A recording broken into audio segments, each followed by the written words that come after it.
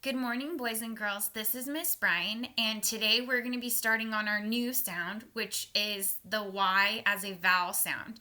Before we start really focusing on the two vowel sounds that we're going to focus on this week, which is Y making an E sound and Y making an I sound, we are going to look at all the sounds that Y makes so that you guys don't get confused. So what you're going to do today is you are going to get a piece of paper, any paper at home, and your first step for the visual you're going to make today as your project is to fold your paper in half, hamburger style, like this.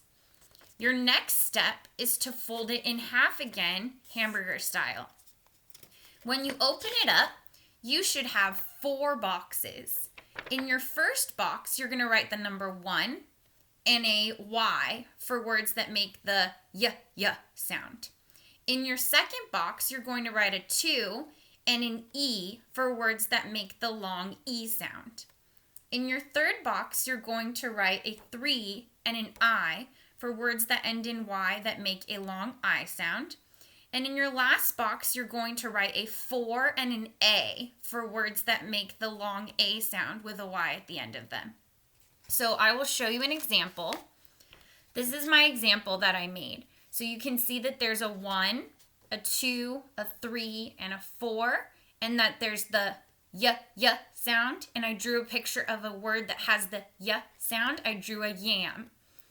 And then in the second box, Y can make a long E sound. So Y makes a long E sound in 2-syllable words like bunny or puppy.